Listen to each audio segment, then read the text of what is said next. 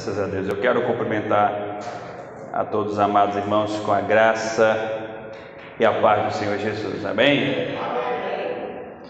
Amados, vamos abrir então as nossas Bíblias. Mateus capítulo 24 e versículo de número 3. Obrigado, irmão. Estava precisando mesmo. Estava precisando mesmo. Está temperado.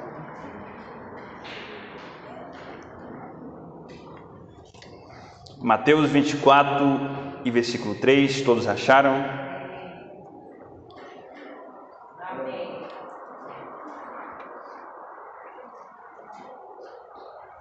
Vamos ler então a palavra que diz dessa forma. No Monte das Oliveiras, achava-se Jesus assentado quando se aproximaram dele os discípulos, em particular, e lhe pediram: dize-nos quando sucederão estas coisas. Que sinal haverá da tua vinda e da consumação do século? Dize-nos quando sucederão estas coisas. Que sinal haverá da tua vinda e da consumação do século? Só até aí. Vamos curvar nossa cabeça e vamos falar com o Senhor mais uma vez. Deus querido, nós te louvamos, nós te exaltamos, nós te bendizemos, porque aqui nós chegamos para te louvar, para te adorar, para te exaltar e também para aprender contigo, Senhor. Por isso nós queremos te pedir que o Senhor mais uma vez nos fale, Senhor, fale ao nosso coração, nos edificando, nos exortando, nos ensinando através da tua santa palavra, através do teu Santo Espírito. É o que nós te pedimos, em nome de Jesus. Amém. Amados, o episódio em que nós lemos aqui trata-se de um dia em que os discípulos chamaram o Senhor Jesus em particular e fizeram esta indagação. Eles tinham uma dúvida, Eles fizeram esta pergunta: Senhor, fala-nos, dize-nos, quando que essas coisas vão acontecer? Jesus, nos versículos anteriores, estava falando sobre o fim das coisas, a destruição do templo e o fim das coisas. Então, os discípulos perguntaram: quando vai acontecer essas coisas? Que sinal nós teremos a respeito da tua vinda? E que sinal haverá a respeito da consumação do século? Esse consumação do século, aqui em outras traduções, fala a respeito do fim do mundo. Os discípulos estavam com uma dúvida: Senhor, nós queremos saber quando que vai ser o fim do mundo? Quando que vai ser a consumação do século? Observe que esta não é uma dúvida que está acontecendo no tempo presente, no século 21. É uma dúvida que jaz no coração da humanidade há muito tempo. Desde esse tempo aqui, já tinha essa dúvida: vai haver um fim do mundo? E se vai haver um fim do mundo, quando que vai acontecer?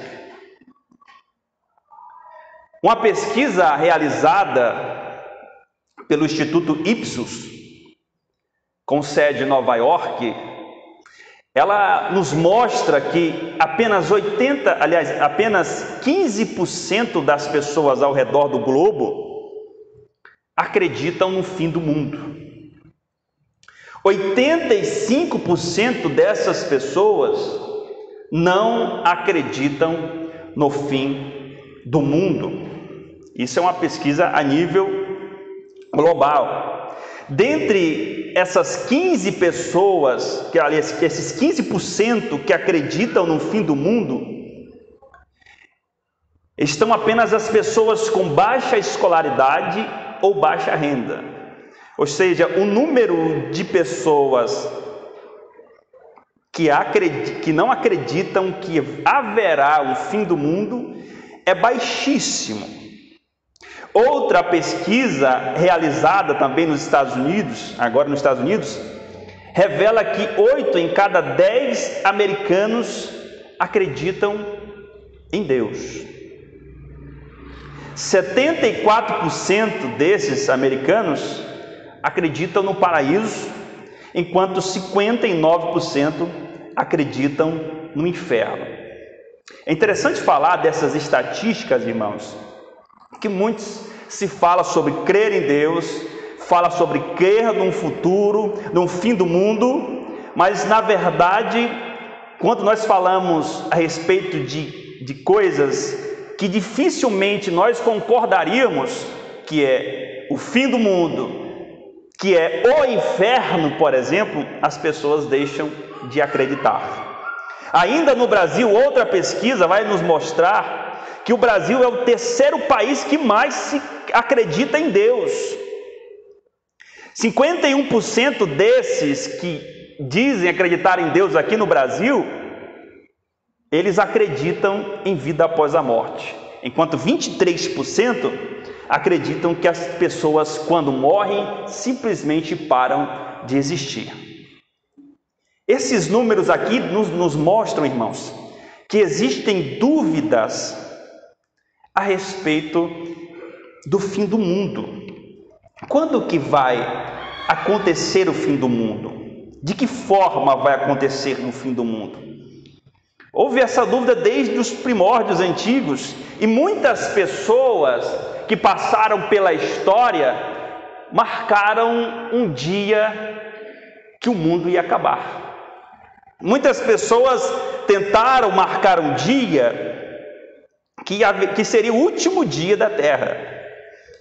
Michael Stifel, que era um matemático, calculou o juízo final para as 8 horas do dia 19 de outubro de 1533. Já em 1533, este matemático marcou o dia do juízo final, mas, como nós bem sabemos, nada aconteceu. São Gregório calculou que o fim do mundo aconteceria entre 799 a 806. E também, como nós sabemos, nada aconteceu nessa data. Diamatis previu para 5 de abril de 1534 que também seria o mundo. E a mais famosa profecia que se fala a respeito do fim do mundo, quem viveu na época conhece, que é a profecia do suposto profeta Nostradamus. Nostradamus previu que o fim do mundo aconteceria na virada do milênio, no ano 2000. Quem estava aqui em 1999 acompanhou como que o mundo reagiu a esta profecia de Nostradamus. O mundo virou um caos. Pessoas compravam lugares para se esconder. Pessoas estocavam alimentos. Os noticiários falavam sobre o fim do mundo. E houve um grande pavor em muita gente, achando que realmente, que quando virasse o milênio, quando chegasse o ano de 2000, o mundo ia se acabar. Mas chegou o milênio e o mundo não se acabou. Outra profecia muito famosa também é a profecia dos maias, que esse foi um caso mais recente, que apontava para o fim do mundo em 21 de dezembro do ano de 2012. Quem estava na época também viu o que aconteceu no mundo, Houve igualmente um caos no mundo. Eu vi as pessoas assustadas. Eu vi as pessoas tentando de qualquer forma se esquivar do dia do juízo final. Vamos tentar fugir do dia do juízo final. Houve indícios que pessoas criaram arcas, Essas arcas para se proteger do dia do juízo final. Passou o dia 21 de dezembro e nada aconteceu. Muitas pessoas passaram pela história e tentaram marcar essa data para o dia que tudo ia se acabar. Mas todas essas profecias, todas essas pessoas que marcaram a data foram frustrados porque nada aconteceu. Jesus deixou bem claro para nós, irmãos, que haveria sinais que antecederiam a sua vinda e o fim do mundo. Jesus deixou bem claro, mas esses sinais que o Senhor Jesus deixou para nós não foram sinais para que nós marcássemos uma data no calendário e apontássemos dizendo: é esse dia que Jesus vai voltar. Os sinais não foram feitos para isso. Teólogos e mais teólogos se levantam estudando as profecias, estudando o povo de Israel, estudando os textos bíblicos, apontando para um suposto dia em que Jesus vai voltar. Mas esses sinais que o Senhor falou não são sinais para nós marcarmos essa data. São sinais para que a igreja, o povo de Deus, ficasse vigilante quanto à sua volta. São sinais para que a igreja ficasse atenta quanto ao seu retorno. Quais são esses sinais, então, que a Bíblia nos fala? Primeiro sinal, vamos ler aí no versículo de número 4 do mesmo capítulo. Versículo 4 e 5, e ele respondeu: vede que ninguém vos engane, porque virão muitos em meu nome dizendo: eu sou Cristo, e enganarão a muitos. Primeiro sinal, irmãos, que o Senhor deixou para que nós ficássemos atentos quanto à sua volta, é o engano religioso. Primeiro sinal, engano religioso. E aqui o Senhor vai falar a respeito de falsos cristos. Falsos cristos. Ele disse: olha, virão muitos dizendo: eu sou o Cristo, e enganarão a muitos.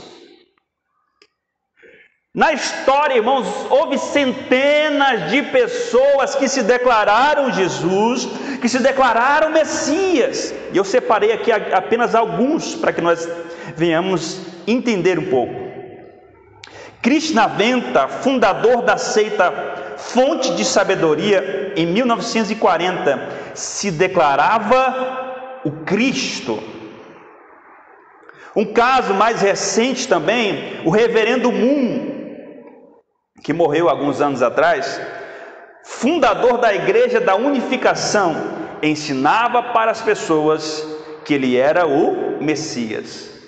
E pasmem, tinha centenas de pessoas que o seguiam, acreditando piamente que reverendo Moon era de fato o Messias prometido. Jim Jones, fundador do Templo dos Povos, se dizia ser a reencarnação de Jesus. Olha o que esse suposto Messias fez. Ele levou os seus seguidores para um evento onde organizou um suicídio coletivo em 18 de novembro de 1978. Todos os seguidores de Jim Jones morreram juntamente com esse suposto Messias. Um outro exemplo, José Luiz de Jesus Miranda, fundador da igreja Crescendo em Graça, ou a famosa igreja do 666. Esse cidadão que se diz ser Jesus, que ele diz que Jesus se apossou do seu corpo em 1973, esse conseguiu arrastar multidões de pessoas, irmãos, inclusive no Brasil, No Brasil, na grande São Paulo, existia um mega templo para José Luiz de Jesus Miranda. E quando você comparece ao culto da igreja Crescendo em Graça, você tatua no seu braço o número 666, porque para eles esse número é o número de prosperidade, é o número de bênção. Quando você chega no culto a José Luiz de Jesus Miranda, você vai ver o quê? Você vai ver ele dizendo: vamos receber nesse instante o nosso amado Salvador, o nosso Redentor, aquele que estava prometido, o nosso Messias, Jesus de Luiz Miranda. Esse é um caso, inclusive, esse José Luiz de Jesus Miranda falou que ele ia se transfigurar na frente de muitas pessoas, mas o que aconteceu foi de fato que ele veio a óbito. Ele faleceu alguns anos atrás e os seus seguidores ficaram sem entender como que o Messias morre do nada, De repente a sua esposa assume o trono da igreja Crescendo em Graça e diz: não, agora eu sou a Messias. Era meu marido, mas agora sou eu. E a igreja voltou a crescer novamente. Outro caso aqui no Brasil, irmãos, esse que é um caso que virou deboche de muitas pessoas, mas que é também um sinal da volta do Senhor, é o Henrique Cristo. O Henrique Cristo afirma ser Jesus reencarnado. Ou seja, aquele mesmo Jesus que veio na terra, que morreu, que ressuscitou, agora ele voltou na forma de Henrique Cristo. Parece brincadeira, irmãos, mas existem pessoas que abandonam as suas vidas para viver lá na chácara do Henrique Cristo, que largam tudo para seguirem cegamente ao Henrique Cristo, porque acreditam que ele é sim o Messias. Outro exemplo é a J. Miller, que foi ex-testemunho de Jeová e líder do movimento Verdade Divina, também afirmava ser o Cristo reencarnado. Então esses e outros exemplos que aconteceram na história mostram para nós que este sinal que surgirão falsos cristos não somente aconteceu, como também está acontecendo diante dos nossos olhos. Muitas e muitas pessoas estão surgindo dizendo: eu sou o Cristo. Ainda como um sinal do engano religioso, o Senhor fala aqui ainda no versículo de número 24, vamos ler, no mesmo capítulo, versículo de número 24. Porque surgirão falsos cristos e falsos profetas, operando grandes sinais e prodígios para enganar, se possível, os próprios eleitos. Qual é um outro sinal da volta do Senhor? Os falsos profetas. Hoje esse título de profeta se tornou notório no nosso meio, irmãos. Qualquer pessoa que carrega a Bíblia debaixo do braço hoje em dia se tornou profeta. E este é um sinal. Como que eu consigo identificar um falso profeta? Como que eu consigo identificar este falso profeta? Primeiro, a característica de um falso profeta, primeiro, é enganar. O falso profeta vem para enganar. Ou seja, tudo o que ele faz, tudo o que ele exerce em seu suposto ministério é para enganar os escolhidos. Enganar os escolhidos. E como que ele engana os escolhidos, irmãos? Com doses de verdade dentro da sua mentira. Um falso profeta prega verdades também para atrair as pessoas, e no meio dessas verdades ele coloca doses de mentira. Qual é a outra característica de um falso profeta? São ilusões, falsos milagres. Nunca se ouve tanto na história da igreja um tempo em que está acontecendo uma enxurrada de milagres, né? Principalmente no Brasil. Milagres, milagres, milagres, milagres e milagres por mais milagres. Acontece que muitos desses milagres, se não a maioria desses milagres, não passam de ilusões. Falsos profetas que vêm para fazer ilusões para enganar o povo, irmãos. Você vai ver pessoas supostamente fazendo falsas cirurgias. Eu já vi gente, irmãos, enganar o povo com agulhas escondidas aqui dentro do paletó. Coloca a agulha escondida e quando vai orar pela pessoa, né, passa um óleo ali, diz: olha aqui, estou tirando uma agulha de dentro da sua barriga porque você está sofrendo uma obra de macumba. Já vi pessoas, né, levarem órgãos de animais escondidos, e quando vão orar pelas pessoas, ele diz: olha o que eu tirei de dentro de você. Olha a obra de bruxaria, ilusões. Nunca se viu tanto isso acontecer como no tempo presente. Ilusões, engano. São charlatões disfarçados de homem de Deus. Por que nós estamos enfatizando isso, irmãos? Para nós percebermos que esse é um sinal da volta do Senhor. Está acontecendo tudo isso agora porque é um sinal. Outra característica de um falso profeta são as adivinhações,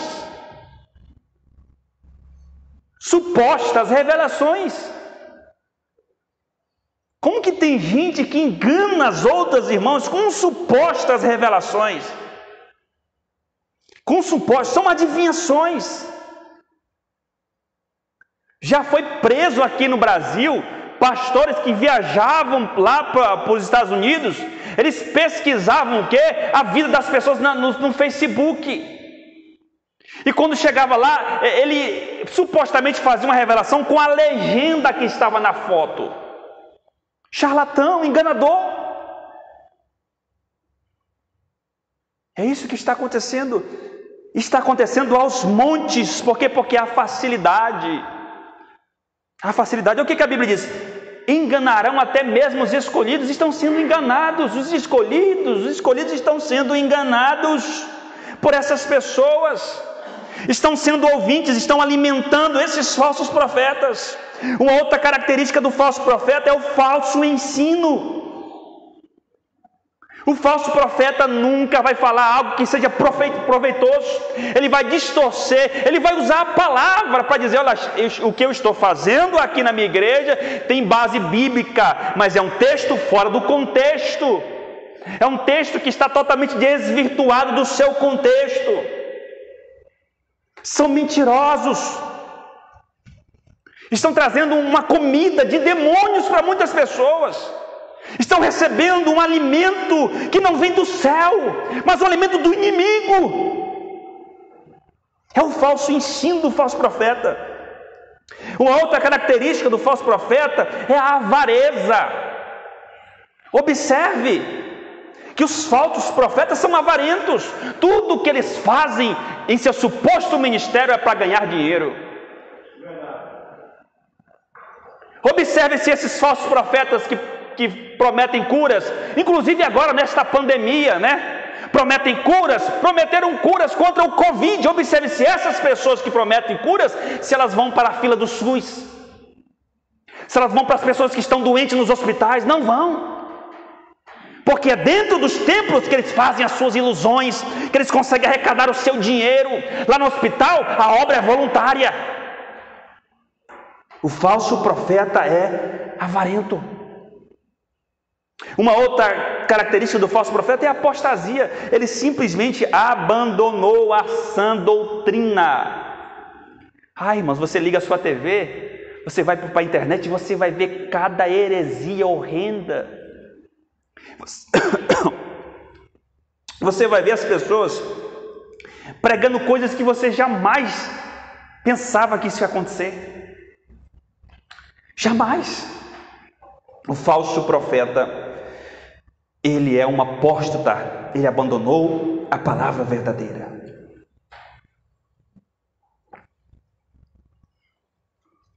Um outro sinal da volta do nosso Senhor Jesus Está aqui no versículo 6, vamos ler. Versículo de número 6. E certamente ouvireis falar de guerras e rumores de guerra.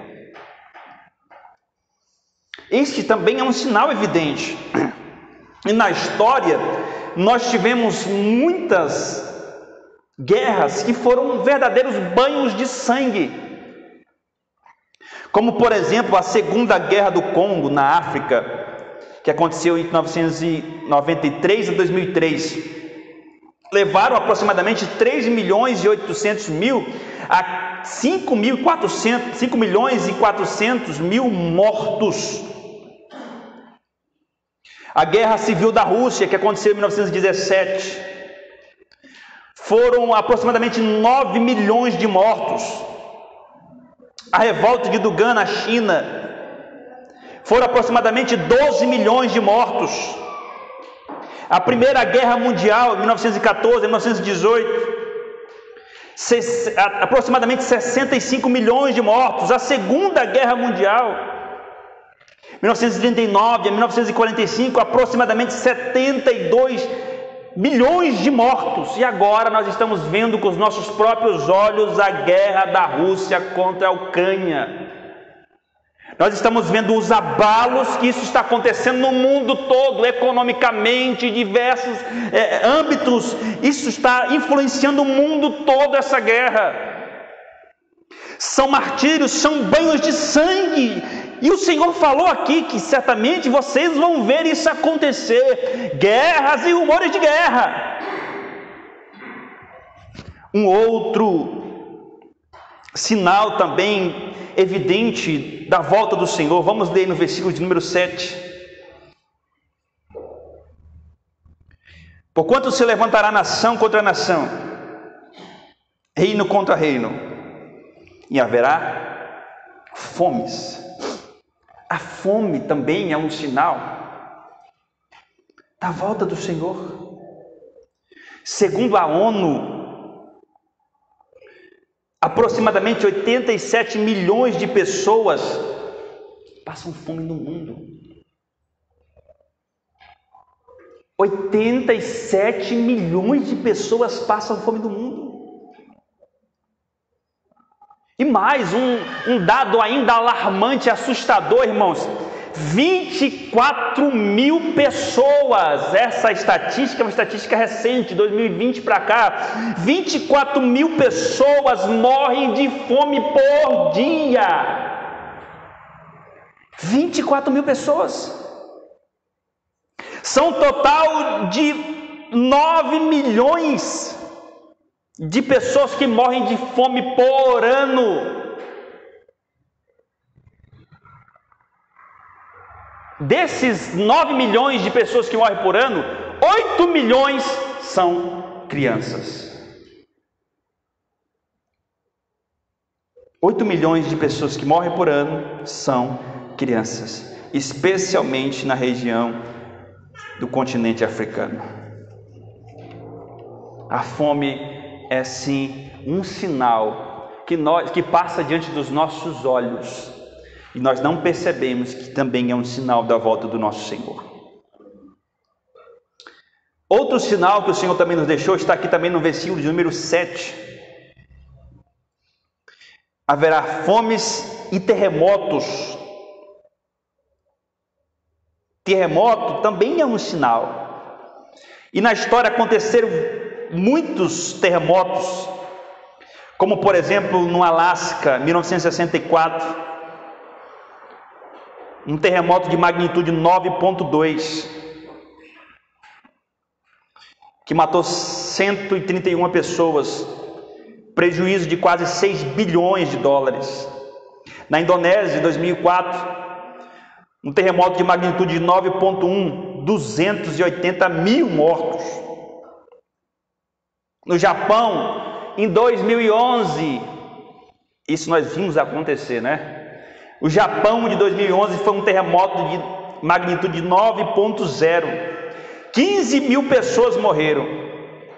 E foi um prejuízo de mais ou menos 700 bilhões de dólares. São quase 50 mil tremores sísmicos por ano. 100 tremores sísmicos que acontecem todos os dias.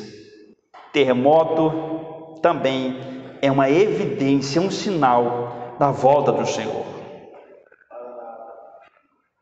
Outro sinal também aqui nesse versículo de número 7, haverá fomes, terremotos, epidemias. Essa palavra epidemia está lá no versículo de número 11 do capítulo 21 do livro de Lucas, que complementa este versículo que nós estamos lendo aqui em Mateus. Haverá epidemias. Na história aconteceram várias. A peste negra, 1333 na Europa e Ásia, 50 milhões de mortos. Tuberculose, mais de 1 bilhão de mortos. A gripe espanhola, 1918, 1919, 20 milhões de mortos. A malária matou 3 milhões de mortos. A AIDS, 22 milhões de mortos. O câncer, 10 milhões de mortos. E agora, o Covid-19, que desde 2020 para cá, já matou quase 7 milhões de mortos até o momento. Nós não vimos apenas uma epidemia, mas nós vimos com os nossos próprios olhos o que uma pandemia pode causar. Nós vimos com os nossos próprios olhos uma guerra invisível que ceifou milhões de pessoas diante dos nossos olhos.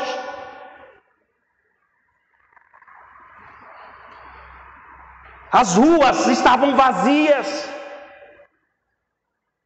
As pessoas não estavam trabalhando. Era como se fosse um filme de Hollywood ver o que estava acontecendo no mundo. Caixões e mais caixões, enterros e mais enterros, estavam cemitérios lotados de corpos. Isso diante dos nossos olhos, irmãos. Porque isso está previsto. Isso é um sinal de alerta para nós, igreja, que o Senhor está voltando. O Covid-19 nada mais é do que Deus alertando a sua igreja. É um grito de alerta ao Senhor. Não é um grito de alerta para os ímpios, porque pandemia e guerra não converte ninguém. Não converte ninguém. Mas é um alerta para nós, igreja. Olhem que está diante de vocês. Um outro sinal também, irmãos, está no versículo de número 12. Vamos ler. E por se aumentar a iniquidade, o amor se esfriará de quase todos. O esfriamento do amor é um sinal da volta do Senhor. Irmãos, o que está acontecendo com a nossa sociedade? O que está acontecendo? Não há amor. Nunca foi tão evidente aquele famoso ditado: cada um por si, Deus por todos. Se vire, faça você mesmo. Não existe amor ao próximo. Você liga a sua TV, você vai ver mega empresários em uma compra gastar 30 mil com um pet, com um cachorro, e não tem coragem de dar uma marmita para alguém que está batendo na sua porta, morrendo de fome. Você vai ver as pessoas comprando carros e mais carros luxuosos e não se importam com a sociedade, que o mundo se exploda. O amor se esfriou. Você vê pessoas matando as outras por coisas fúteis, por coisas banais. Parece que é tão fácil hoje em dia tirar a vida de alguém. Tão fácil. Irmãos, o Brasil já esteve em primeiro lugar do ranking mundial de homicídios. No Brasil, a taxa só aumenta, são 62 mil homicídios no Brasil por ano. A maior taxa de homicídios das Américas, de homicídios, está aqui no Brasil. É um número alarmante, por quê? Porque o amor se esfriou, a sociedade não se importa com as outras. Não, isso não é dever meu, não tem que fazer isso, não. Aí é morte, homicídios, você liga a sua TV, você vai ver homicídios brutais, pessoas que matam os outros, que esquartejam, que cortam em pedaços, que colocam dentro de malas, que jogam e simplesmente não se importam. Você liga, você faz uma pesquisa no YouTube, você coloca filho mata pai, você vai ver o quê? Você vai ver centenas e centenas de casos em que o filho matou a própria mãe. Você coloca na internet lá, pai abusa do filho, e você vai ver centenas de abusos sexuais acontecendo dentro da própria família. Por que isso está acontecendo, irmãos? Porque o amor se esfriou. E isso é um sinal evidente da volta do Senhor. Diante dessas estatísticas, nós vamos fazer a seguinte pergunta: quando então vai acontecer a vinda do Senhor? Se Ele nos deixou esses sinais estão acontecendo diante dos nossos olhos, quando então vai acontecer? Vamos ler, mesmo capítulo 24, versículo de número 36. Mas a respeito daquele dia e hora, ninguém sabe, nem os anjos do céu, nem um filho, senão o Pai. A respeito daquele dia e hora, ninguém sabe. Vamos ler também o versículo de número 42.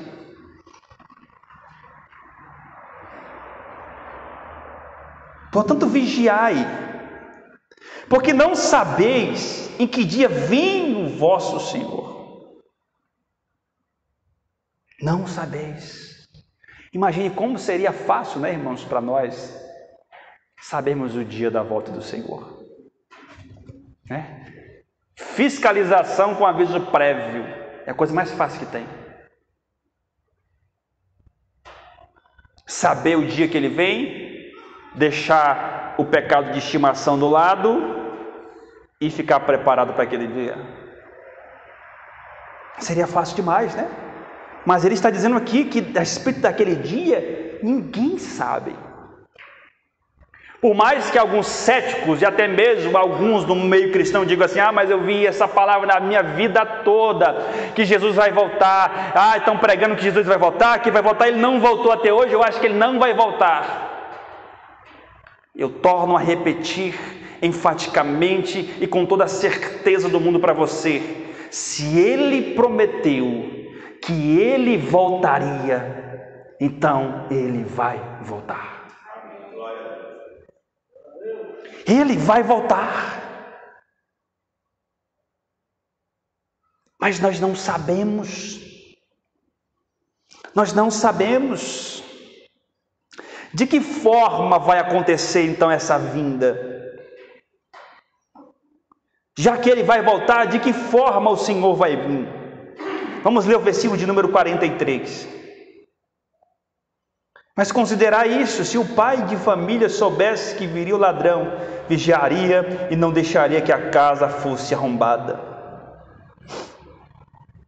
Ele virá como ladrão na noite. Como que o ladrão vem, irmãos? Ninguém sabe, ninguém percebe. Ele vem com sapatos, de algodão que ninguém percebe. Aconteceu comigo, Aí, alguns anos atrás, o ladrão veio na minha casa, levou alguns objetos de valor, e quando eu acordei de manhã, foi que eu então fui perceber que o ladrão tinha levado as minhas coisas. Esse exemplo aqui, essa figura de linguagem que o Senhor está dizendo assim: eu vou vir de uma maneira que você não vai estar percebendo que eu vou vir. Eu vou vir de um jeito que você não vai estar esperando que eu vou vir. Ninguém espera que o ladrão entre na sua casa pela madrugada. Ninguém espera. É por isso que ele está dizendo aqui: virá como ladrão da noite. Vamos ler também o versículo de número 27. Porque assim como um relâmpago que sai do Oriente e vai até o Ocidente, assim será a vinda do Filho do Homem. Ou seja, ele vai vir de uma maneira rápida. Ele vai vir de uma maneira repentina. E a outra passagem que diz: no momento em que não estiverdes esperando, esse será o momento em que virá o Filho do Homem. Como que vai acontecer? De uma maneira rápida, de uma maneira repentina. Por que o Senhor está falando dessa forma, irmãos? A pergunta agora é para nós, igreja. A pergunta é para nós. Nós estamos preparados para nos encontrar com o Senhor? Eu estou falando para você. Não estou falando com o irmão que está do céu, estou falando para você. Se ele retornasse agora, nesse exato momento, você tem certeza que está preparado para se encontrar com ele? Porque da maneira que ele virá, de uma maneira repentina, não vai dar tempo para mim abandonar os meus pecados ocultos. Aquilo que eu escondo, aonde ninguém vê, o pecado que está dentro do meu coração, o pecado que está dentro da minha mente e que ninguém sabe. As pessoas ao meu redor não sabem, mas dentro de mim há um pecado oculto, há uma podridão que eu alimento todos os dias. Quando ele virá como ladrão da noite, como relâmpago, não vai dar tempo para abandonar o pecado. Não vai dar tempo. Por isso o dia de nós estarmos preparados é hoje, irmãos. Quando o Senhor diz para a igreja assim: olha, eu vou voltar, vai acontecer todas essas coisas aqui, não é para nós ficarmos atemorizados, mas para nós ficarmos alegres. O dia de nos encontrarmos com Ele se aproxima. E nós vamos por um lugar onde não haverá mais morte, nem choro, nem pranto. Um lugar que o Senhor tem reservado para nós na glória, nas mansões celestiais. Um lugar incomparável. Um lugar que não será como essa atmosfera pecaminosa de morte, de choro, de dor. Não, não, não. Um lugar reservado para nós, aonde jamais entrará a corrupção, aonde jamais entrará o mal, onde o mal não penetrará mais o coração dos santos. É esse lugar que o Senhor tem preparado para nós. É por isso que Ele está dizendo nessa noite: esteja atento, meu filho, esteja atento, minha filha, porque eu estou voltando para te buscar, eu estou voltando para te levar comigo. São esses sinais. São esses sinais. Vem, Jesus. Ele vem, igreja. E isso é mais que evidente. Ele virá. Ele virá. Vamos nos colocar de pé. Curva a sua cabeça nesse instante.